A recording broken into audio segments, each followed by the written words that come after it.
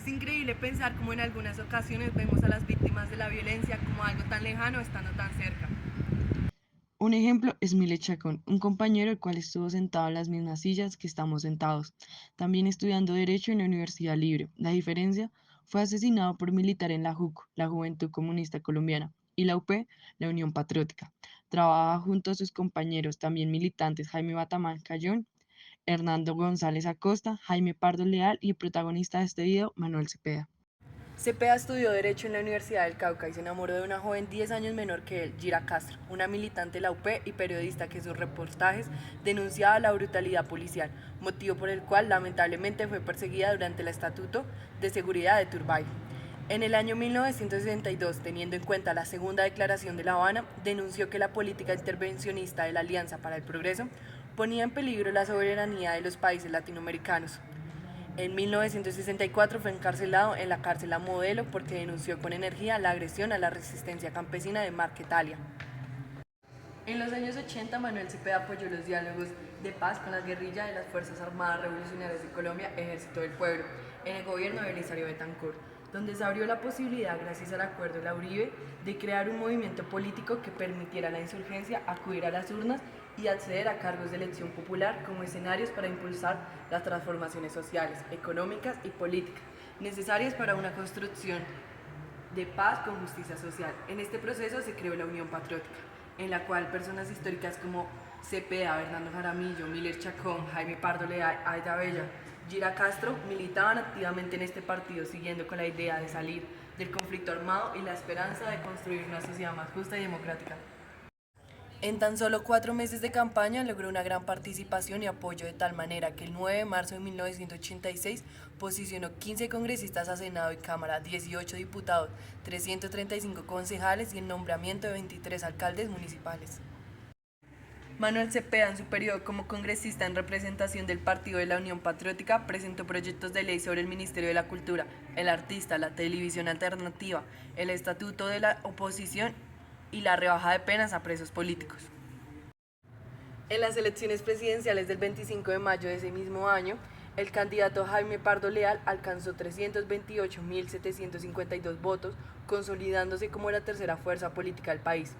Con la posesión de Virgilio Barco se vio un debilitamiento en el Acuerdo para la Paz y tan solo a los 40 días de la posesión de los nuevos congresistas, el 30 de agosto de 1986 fue asesinado en Barranca Bermeja el representante a la Cámara por la UP, Leonardo Posada Pedraza, dando inicio a una sucesión de homicidios, persecuciones y ataques contra los líderes, militantes y participaciones del movimiento político. El Estado fue advertido sobre lo que estaba sucediendo, se denunció, se exigieron medidas de protección efectivas y la respuesta de este fue nula, permitiendo así el exterminio de la UP y apoyando este hecho, ya que salió a la luz 5 planes militares dirigidos al exterminio del partido político. Esmeralda 1988 y Retorno 1993 tenían por objetivo desaparecer las seccionales de la UP en los departamentos del Meta, Caquetá y en la región de Urabá. La Operación Cóndor 1985, Baile Rojo 1986 y Golpe de Gracia 1992 se enfocaron en socavar la Dirección Nacional de Movimiento y asesinar o secuestrar a los dirigentes elegidos para corporaciones públicas. La Seguridad Nacional vio como enemigos internos a la UP, por la cual la vida de Manuel Cepeda y otros militantes corría peligro, sobre todo bajo la operación Golpe de Gracia. Luego del asesinato de Miller Chacón en 1993, la Corte Interamericana de Derechos Humanos amplió las medidas otorgadas para evitar que la dirección de la UP y del Partido Comunista Colombiano fueran asesinadas. Sin embargo, el 9 de agosto de 1994, a pesar de las múltiples denuncias sobre las amenazas de las cuales había sido víctima él y su familia, Manuel Cepeda fue asesinado cuando se movilizaba por la Avenida de las Américas y fue alcanzado por sicarios, actuando bajo las órdenes de mandatos militares y paramilitares. Al momento de su asesinato preparaba proyectos de ley sobre el menor, la mujer trabajadora, la cultura, el Consejo Nacional de la Juventud, la objeción de conciencia, el servicio militar obligatorio y la mayoría de edad a los 17 años.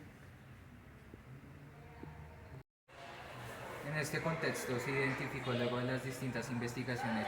hechas por entes y organismos nacionales e internacionales como este asesinato fue efectivamente parte del genocidio sistemático hacia los integrantes y simpatizantes de la UP, denominado como la Operación Golpe de Gracia. Cabe señalar que si bien el Estado colombiano inició una fase dentro de la Fiscalía General, abriendo el caso y tomando como principales actores a los hermanos Castaño Gil, en ese entonces jefes paramilitares, y además de 3 oficiales de las fuerzas militares colombianas, este proceso se vio afectado por distintas trabas tanto legales como circunstanciales, por ejemplo la muerte de uno de sus principales implicados, dando paso a una decisión proferida por la Sala Penal del Tribunal Superior de Bogotá, donde se desconocían los vínculos entre los actores del Estado y los paramilitares. Ante esta situación, los familiares de Cepeda presentaron acciones de amparo como casación o tutela, acciones que fueron denegadas. En virtud de dicho acontecimiento y después de la evidente negligencia e ineficiencia del Estado colombiano, este proceso llegó en noviembre del año 2008 a la Corte Interamericana. En función de las investigaciones y de todo el proceso, se dio a conocer cómo las autoridades nacionales y por consiguiente el mismo Estado colombiano organizaron en conjunto el asesinato, donde miembros activos del ejército en ese entonces fueron los que planearon y ejecutaron el homicidio en funciones dadas por mandos superiores del Estado. Asimismo, dentro de las labores se manifestaron las vulneraciones de distintos artículos consagrados dentro de la Convención Americana. Estos fueron la libertad a la asociación, a la libertad del pensamiento y la protección a la dignidad. ¿No se vio afectada la familia de Manuel Cepeda? Para la familia se vivió una situación de constantes amenazas para ellos por parte de los paramilitares, ya que ellos, siendo los principales promotores de la investigación, fueron un punto clave entre estos objetivos de los criminales. Estos hechos provocaron que Iván Cepeda junto a su familia tuvieran que salir del país en el periodo del año 2002 al 2004, y aún así cuando volvieron del país se abstuvieron de visitar zonas y departamentos donde aún se ejercía un control de los paracos. En función de todo esto, y para la solución se estableció después de la investigación pertinente cómo el Estado tenía el pleno conocimiento del peligro latente en el que estaba el señor Manuel Cepeda y cómo su vida se encontraba en peligro. En los mecanismos de indemnización presentados se dieron alegando distintos puntos de vista fundamentales para el caso. El primero de ellos es el daño material, donde se aceptaron los gastos en los que se vio envuelta la familia Cepeda Castro y se le dijo al Estado cómo tenía que pagar estos daños. En el aspecto inmaterial se tomaron en cuenta las distintas situaciones sociales y psicológicas que afectan a la familia de Cepeda. Esto causado por las amenazas, hostigamientos y mayoritariamente la forma tipificada como brutal en la que sucedió el asesinato. En función de estos daños generados, se obligó al Estado la entrega de distintas sumas de dinero hacia la familia de Iván Cepeda. Dentro de las medidas de satisfacción, se expresó la obligación de investigar los hechos que generaron las violaciones ante este caso y juzgar o sancionar a aquellos implicados. En concordancia a la búsqueda de los dirigentes del mencionado golpe de gracia y demás planes dirigidos en contra no solo del asesinato de Cepeda, sino también del genocidio de la UP. Un segundo aspecto tomado en cuenta fueron las disculpas y la apropiación pública por parte del Estado colombiano ante este caso, donde se ofició para esto un acto público que hablará sobre los hechos presentados a lo largo de las acciones que propiciaron todo este caso, dando un contexto de los hechos, determinando un acto de solidaridad con las víctimas.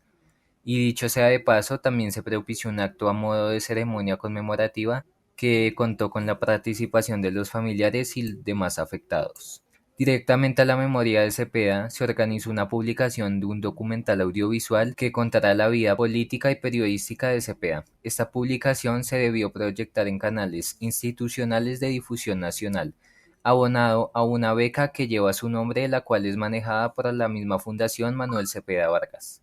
En el año 2011, en el gobierno de Juan Manuel Santos se tuvo que pedir disculpas públicas hacia todos sus familiares, seminarios de voz y a la UP,